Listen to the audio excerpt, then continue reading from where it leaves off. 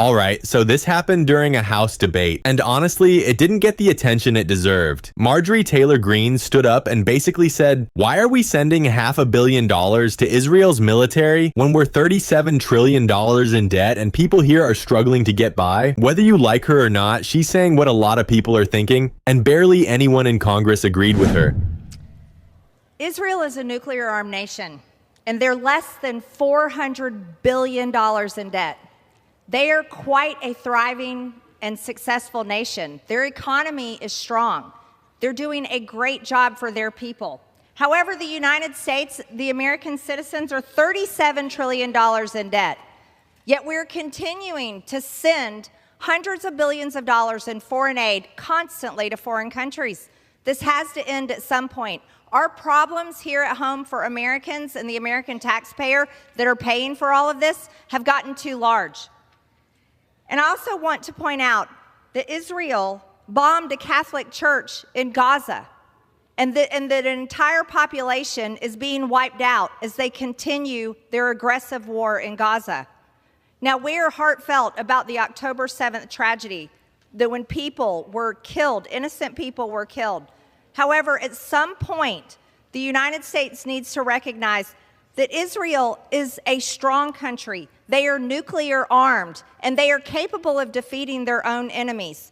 It's right to stop funding this, as we give them $3.8 billion every single year anyways.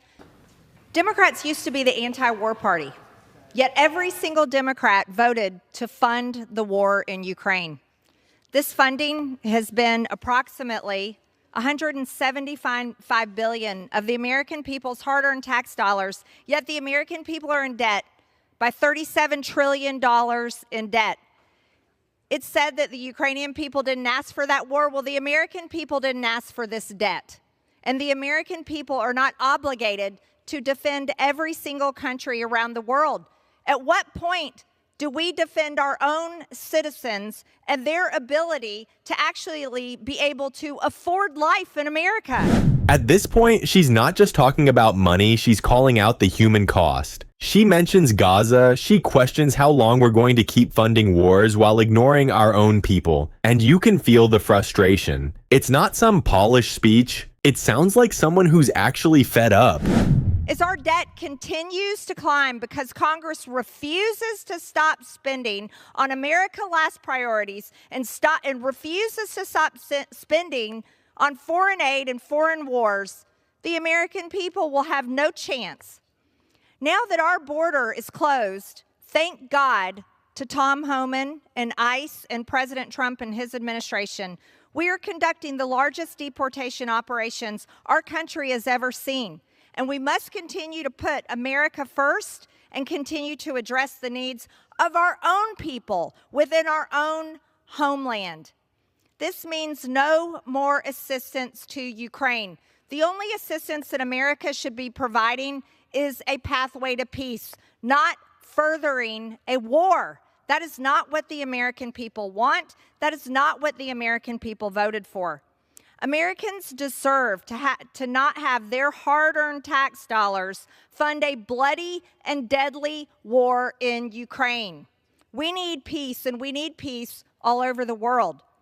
This is an unwinnable war in which Americans are footing the bill, and it's resulted in mass casualties in both nations. Americans don't want to pay for murder. Rough estimates show that over 1.5 million people have been killed and injured since the start of this war. A Ukrainian assessment earlier in 2024 placed Ukrainian troop losses at 80,000 killed and 400,000 wounded. Estimates from June of this year show that approximately 1 million Russian soldiers have been killed or wounded.